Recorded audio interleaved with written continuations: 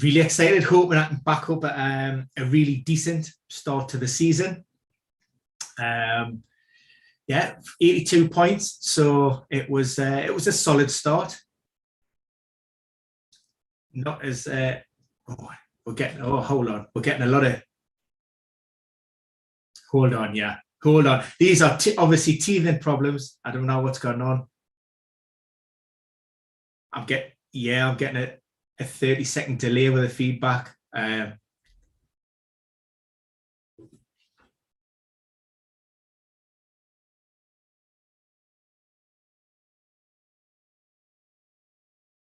Yeah. Yeah, Geo boys. So it's a good question and it's a tough one to answer if the truth be known. I mean, I'll offer my thoughts first and Jason might say something a little bit different. I did like Target going into the season. However, the concern is he came off after 45 minutes against at Watford at Vicarage Road. And Dean Smith come out and he basically said that Matt Target missed a chunk of pre-season after picking up an injury on the final game last year. Now, that ended up the fullback going in a protective boot. So he was actually sidelined for 6 weeks. So in terms of his actual fitness and sharpness, he isn't 100%. But so for that reason, I am erring towards maybe going towards Digne because I do think Newcastle are going to score today. And also, I'm expecting a pretty entertaining game at Elland Road.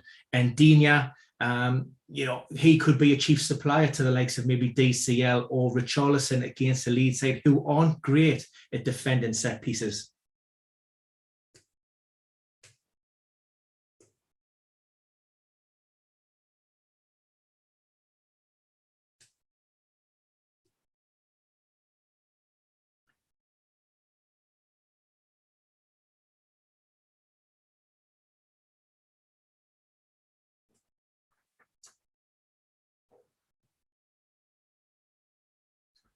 Good news on Gundogan. First and foremost, he was spotted on Wednesday on the Manchester City website, training in as part of a small-sided game, and that was an indication that his shoulder injury maybe wasn't as serious as we had first thought.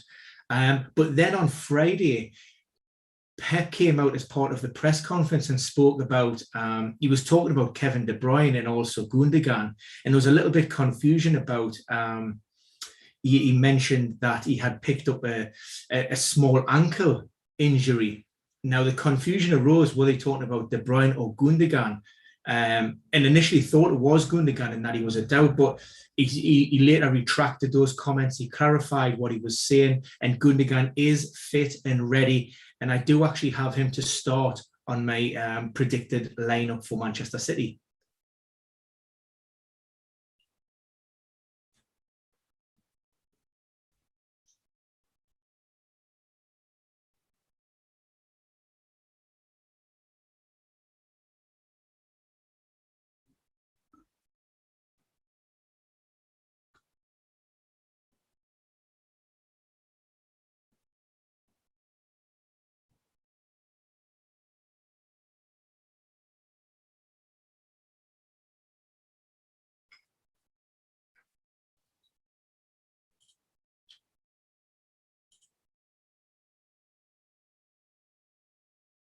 Yeah, so the big news coming out of Arsenal, of course, last weekend, Alexander Lacazette and Pierre-Emerick Aubameyang were late withdrawals from the game against Brighton. Now, we do know that that was COVID-related.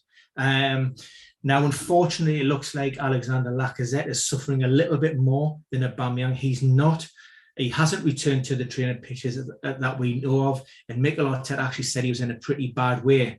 Aubameyang did join the group on Thursday, but there are no guarantees that that he will make the squad this weekend. Of course, what we do know about this virus, it affects players in different ways, and fatigue is a major influencing factor in determining, whether he's going to be there or thereabouts. So, if Aubameyang come through Friday's session okay, and he can be a part of Saturday's final group work, then there's a good chance that Aubameyang could be involved. Otherwise, it might be Balogun that leads that Arsenal attack once again.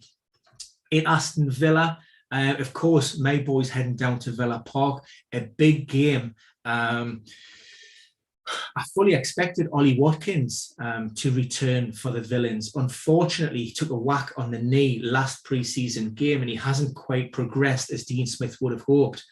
He spoke about that injury ahead of game week 1 and the fact that if he could train pain-free, then he would be back. And that was an indication that, again, it wasn't that serious, but it was more of a niggling issue that they wanted to be careful with during this early part. And yeah, he missed that game, and he's also out of game week 2. And even, there are no guarantees that he's going to make game week 3. And if that's the case, he will return after the international break, along with Bertrand Triori, who tweaked his hamstring in game week 1. He's coming off the back of groin surgery in the summer. So he was using that game to get back up to speed. I'm just reading comments in the boxes here. Now, I don't know what the technical difficulties are going on. I've got a 30-second delay, so I'm getting feedback in mine, but I can hear Jason. Jason's coming through loud and clear for me. So apologies for this. We will get to the root cause of these gremlins, but I'll just have a look in the comments box and see what we've got going. We've answered Geo Boys comments. Jason, say, give Jason a voice. I'm all for giving Jason a voice. Big, massive love. I mean, look, if we haven't got the voice, at least we've got his good looks on screen. Bungle. What we got, Bungle, guess what Jason is saying, right? Tiger 15. I don't like Bruno or Salah. Massive, massive shout out that, by the way. Alternative power, like Kane and Lukaku. You've got Son, Mane, Grealish. Look, it's a big, even I'm the differential guy, and, to be without Salah and or Bruno is a massive, massive shout. Both players started the season on fire. Liverpool have some great looking fixtures at the beginning of the campaign. And for me, they're not going to be far away from any of my starting 11s across all games in all formats. They've got such high ownership. If they bang, it's going to hurt. But if you strike it lucky and you manage to pick up a decent differential, which might be the likes of a Lukaku and a Kane. Lukaku was at 12% when we've done our video midweek. Then, you could be on for a big fat green arrow. However, my concerns, Harry Kane only recently joined the group in training, wasn't a part of the Europa Conference League squad on Thursday. That suggests that he isn't anywhere near match fit. Nuno will make a decision on his involvement after the final session on Saturday. At best, it's a place on the bench and potentially maybe 10, 15, 20-minute run out.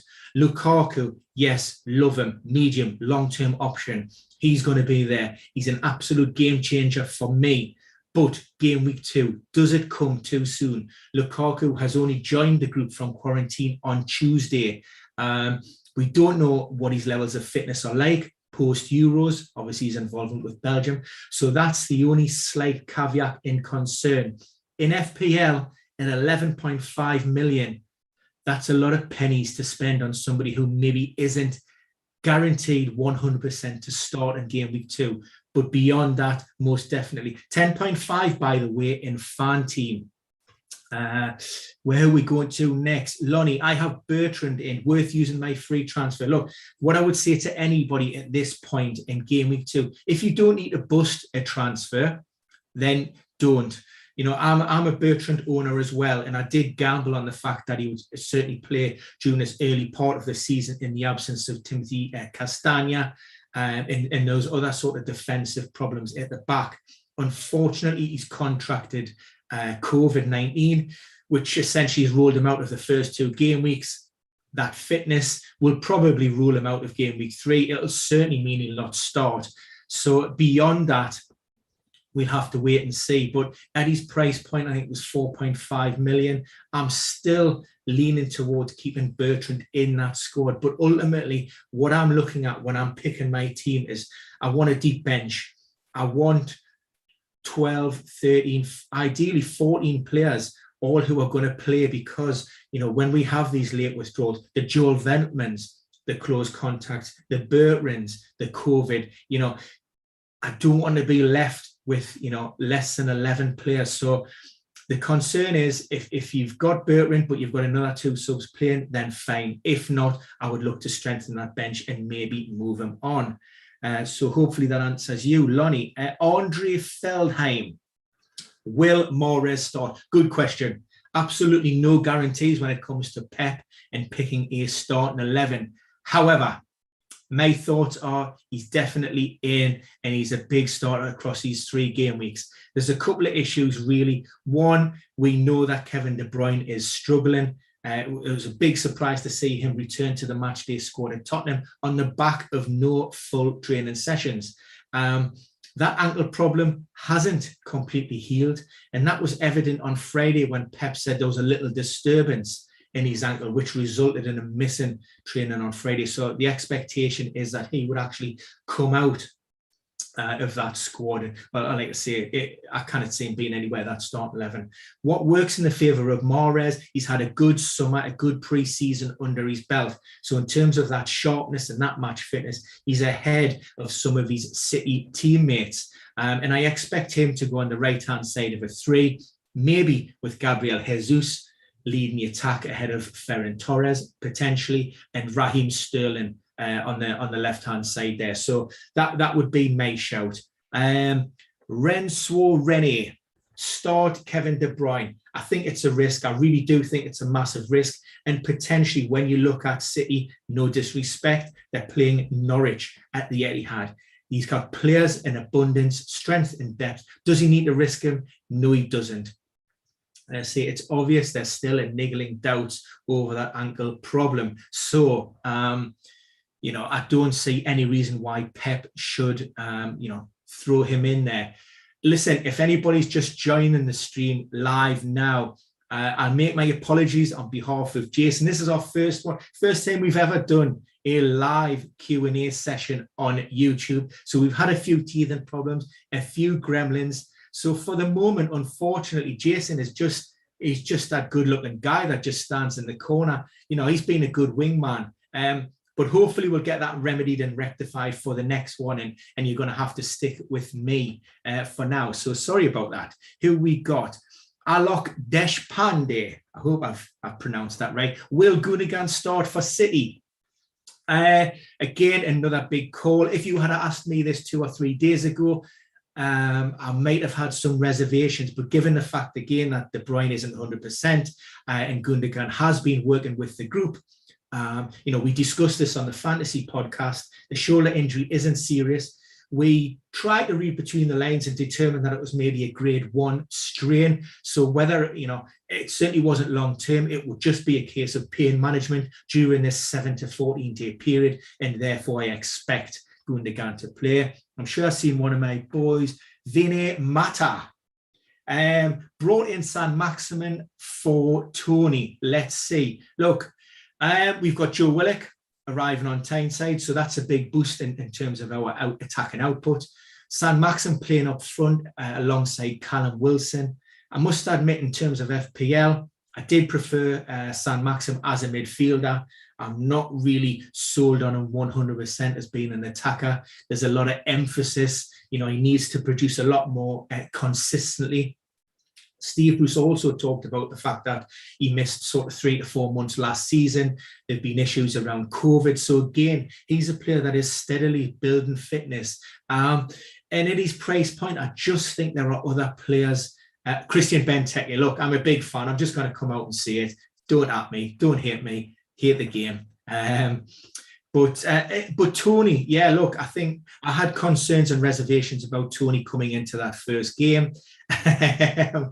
There's a delay on the mic, so I can see Jason's reaction as I'm speaking that I've said it like 20 seconds ago, but there you go. Anyway, but yeah, Tony, he's done a lot of his best work and he's good work at the wrong end of the field for me. And I think there's Mbueno who actually had a better higher XG, offered greater goal threat from a midfielder. So that would be me worried with Brentford in the role that Tony may be asked to play or required to play, just given that the pressures of playing in the Premier League and the quality of oppositions are a lot greater on that Brentford time. So till when do you think, this is Tiger 15 again, till when do you think Grayson will keep his starting place? Look, I mentioned it through the week. I'm very much old school. If you play well, if you get results, if you keep clean sheets, then you deserve to keep your place in the starting 11. Now, I know the game has changed and evolved in recent times, and it's a lot more of a squad game.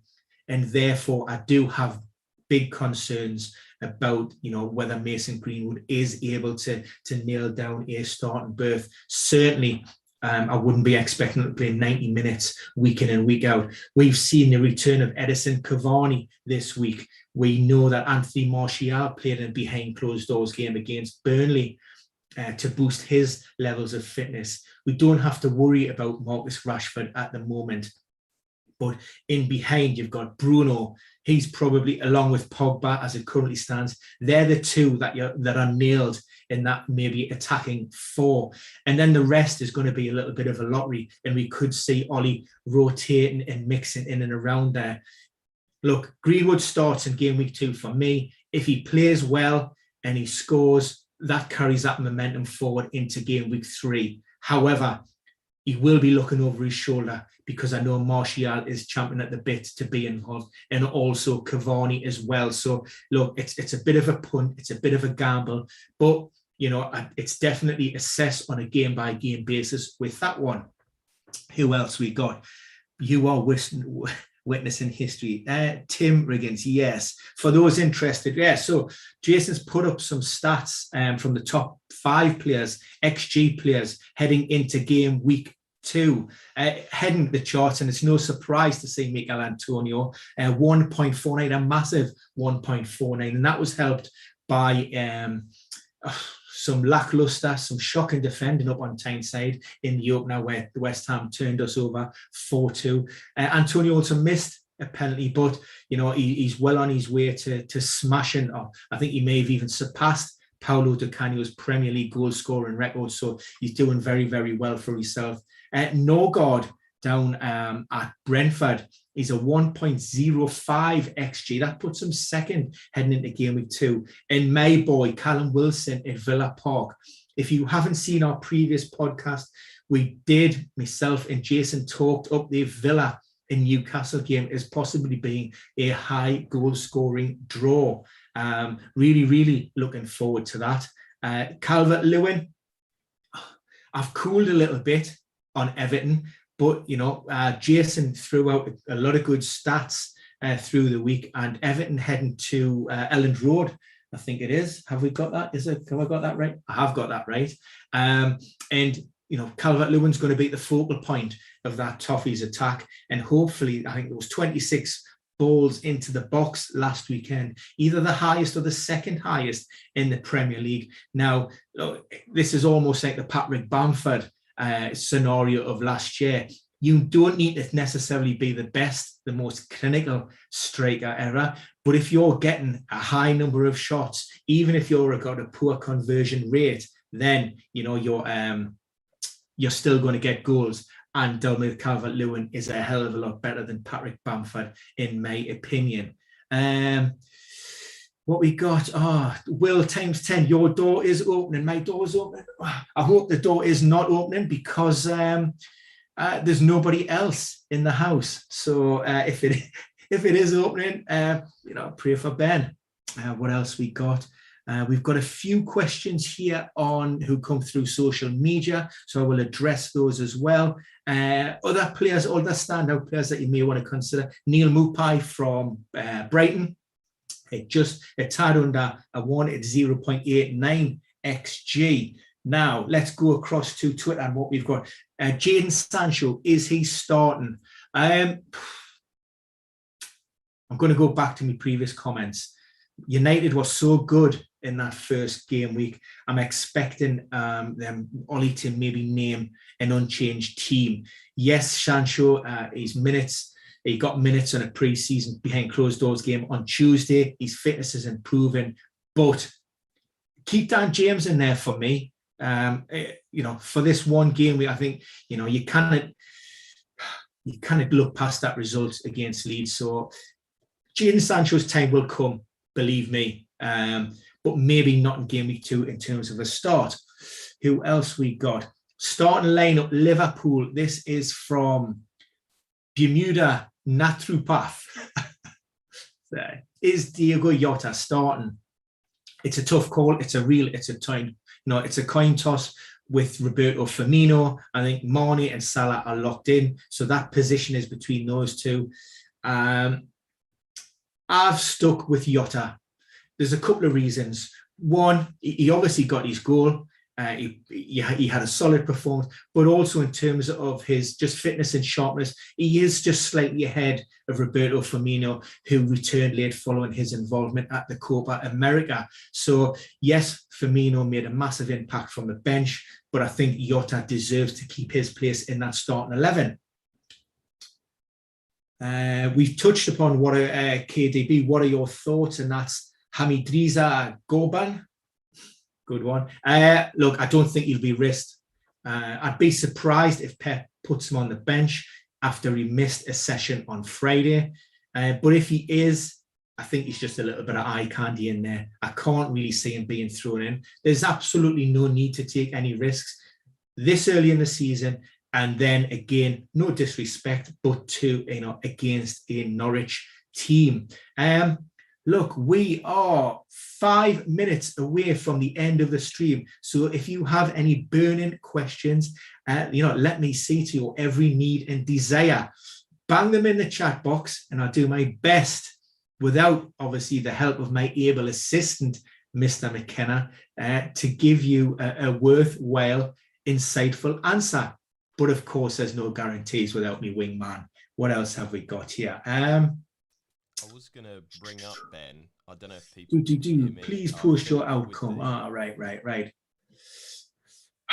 I don't know if people... Wilfred Zaha. There's a questions talking about, Wilfred Zaha.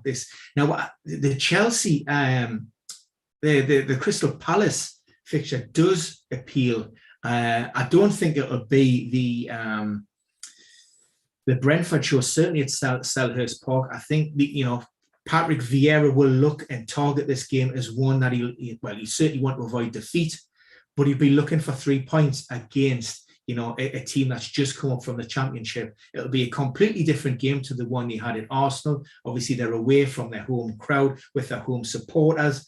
Selhurst Park will be buzzing, and it wouldn't surprise me if Palace get a result in that. And, inevitably, if Palace are doing well, Wilfred Zaha is never far away from the points in those attacks. Now, a few more stats that Mr. McKenna has thrown up in the chat box as we've been talking. Chances created. And I love this first one. I love it. And I love it if you would bang, because without seeing this, I picked this up on the fan team. I've actually stuck Kieran Tierney in against Chelsea as a differential. I think that Arsenal might do all right. Backs against the wall. Everybody's expecting Chelsea to steamroller them, but I'm going to stick a little bit of faith in them. And of course, on the fan team monster, fixtures reflect the price points, and you can pick Tierney up for a very tasty, I think it was just over 5 million. So really, really like that. Pogba, Ovs, San Maxim, yeah. Matt Ritchie, another good one here. I've got him in several teams across there. And Ismail Assar, we will see if last weekend's opening gambit against Villa was it fluke or was it a sign of things to come? But he is definitely one to watch. Tim Riggins took out Mane for KDB yesterday. Wish me luck. Going to wait for this stream next time. Well, that's a good man, Tim. Yes, I like your thinking. However, what were you doing, my friend? Liverpool, Burnley, early kickoff. They could bang 4, 5, 6. Mane isn't going to be far away, I think. Look, I'll keep my fingers crossed for you. And hope it doesn't backfire. But look, mate, that was a bad move early doors. I'm sorry. Look forward to seeing you next week, though. By the way, top 5 players expected assists. So Jason's working, squirreling away in the background. Andros Townsend, bit of a surprise. There's a lot of question marks with regards to his arrival at Goodison under Rafa. But, after going a goal down, they bounced back. And, with Damari Gray and Andros Townsend, we touched upon it. You're going to get two hard-working players. Their sole objective, bang the ball in the box, Calvert-Lewin, Richarlison. Westwood, Burnley, look, I'm not seeing anything at Anfield. It's going to be a backs against the wall performance. Who do I like out of them? Richarlison. If you didn't fancy DCL, then Richarlison is going to be the one for you, maybe. It should be a big game at Elland Road. I do expect the home team to come out on top, but I do expect them to be goals as well, very much like the Villa and Newcastle game. Listen, we're at 10:44, so we have 15-minute deadline warning for FPL. I'm just going to have a quick check to see if we've got anything else. Going to wait until this move. Tim Rugged, yes, Tim, thanks for watching, mate. Like I say, good luck, and apologies I couldn't be a little bit more positive on that move from Marnie to KBB. But medium to long term, as long as Kevin can stay fit, then it will be a good shout. That's it. Fantastic. I think we're going to call it a day there. It's been great joining you on this live stream. Many, many apologies.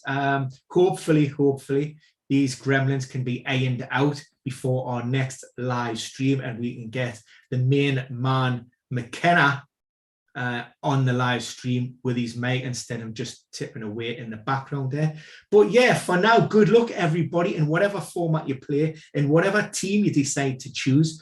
Good luck at game week 2. Keep following, subscribe. There will be loads and loads and loads of content getting bashed out week upon week upon week. So, yeah, really enjoy.